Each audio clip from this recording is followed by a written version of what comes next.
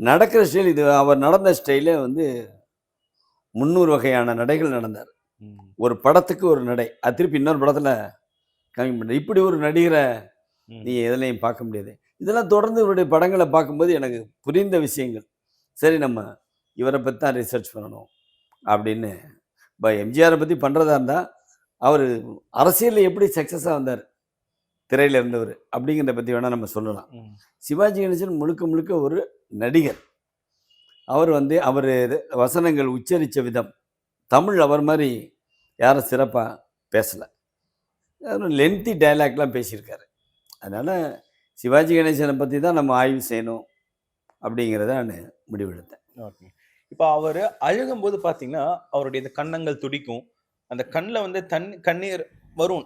நேச்சுரலா வரும். இப்ப அவர் கிளிசரின் யூஸ் பண்ணுவாரா? இல்ல அவர் இயற்கையாவே அவருக்கு அந்த ஒரு இல்ல கிரிஜினா யூஸ் பண்ண மாட்டாரு. அது மட்டும் இல்ல, நீங்க நல்லா பாருங்க நீங்க. அந்த கேரக்டரோட ஸ்டேட்டஸ் போகுது இல்ல.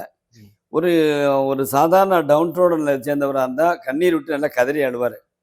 ஒரு மல்டி மில்லியனரா உதாரணத்துக்கு உயர்ந்த மனிதன் படத்துல அழுகிற சீன்ல பார்த்தீங்கன்னா, கண்ணீர் கலங்கும். அது கன்னத்துல வழிய விட மாட்டார். படிக்காதவன் படத்துல அந்த ஜட்ஜ் கேரக்டர் பண்ணும்போது கூட அது பண்ணுவாரு. அதுதான் சிவாஜியோடைய ஸ்டைல். ம். கிளிசரின்லாம் போடவே மாட்டார். ம். அவருக்கு எந்த நேரத்துலயும் அவர்னால அழுது நடிக்க முடியும். ம். அதனால தான் சிவாஜிய டோயன் ஆஃப் சவுத் சினிமா அப்படின்னு சொல்லுவாங்க. ம். கிரீக்ல வந்து யார் ரொம்ப நேரம் அழுதுட்டே இருக்காங்களோ, அவங்க தான் சிறந்த நடிகராக அந்த காலத்துல பட்டம்லாம் கொடுத்தாங்க. இவர் தான் அதில் நம்பர் 1. சிவாஜி கணேசனுடைய தம்பி லண்டன்ல படிச்சுட்டு வந்தோடனே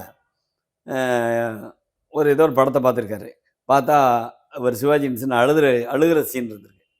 உடனே டக்குன்னு வெளியில வந்து, இனிமே யாரும் எங்க அண்ணன் அழுகிற மாதிரி படம் எடுக்கக்கூடாது. அது எனக்கு பிடிக்கலன்னு சொல்லியிருக்காரு. அப்போ இன்னொருத்தர் சொல்லியிருக்காரு, நீ உங்க அண்ணன் அழுகுறாரு. ஆனா கை தட்டுறாங்க ஜனங்கள், அதை பாருங்க. ஒரு மனுஷன் அழுகுறதுக்கு கை தட்டுறது உங்க அண்ணனுக்கு மட்டும்தான்.